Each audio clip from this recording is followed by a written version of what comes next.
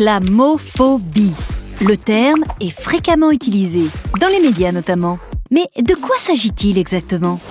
L'islamophobie désigne en fait l'ensemble des réactions et des actes de rejet vis-à-vis des personnes musulmanes ou supposées l'être. Et cela dans la vie publique comme politique.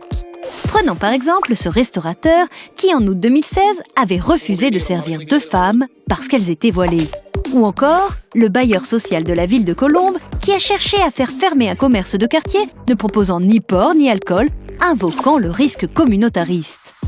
La frontière entre islamophobie et anti-musulman est donc ténue. Alors, que dit la loi ? L'islamophobie n'est pas punie en tant que telle en France. Elle est encadrée par les lois qui régissent la liberté d'expression. Cela veut donc dire qu'elle est répréhensible à partir du moment où elle provoque la discrimination, la haine ou la violence envers des personnes en raison de leur origine, leur culture ou de leur appartenance à la religion musulmane. En 2016 en France, le collectif contre l'islamophobie répertoriait 419 discriminations, 39 agressions, 25 attaques et dégradations d'édifices religieux à caractère islamophobe. Si ces actes sont en recul par rapport à 2015, les tensions au sein de l'opinion publique et des politiques se cristallisent. Mais d'où vient cette forme d'intolérance et de rejet ? Elle peut s'expliquer par une méconnaissance de la religion musulmane, dont les échos font souvent référence à l'actualité internationale et géopolitique.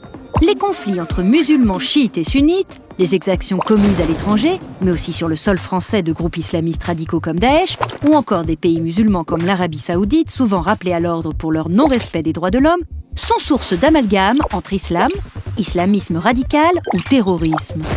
Cette image déformée de l'islam amène certains à craindre une islamisation de la France, ou encore un changement de mœurs de nos sociétés. L'islam est souvent source de fantasmes et d'images erronées. Comme cela a, à plusieurs reprises, été le cas dans l'histoire, certains cherchent un bouc émissaire, un ennemi sur qui taper, pour expliquer des crises que nos sociétés peuvent traverser. Mais l'islam est avant tout une religion de paix. Et le meilleur moyen de lutter contre l'islamophobie est de lutter contre l'ignorance.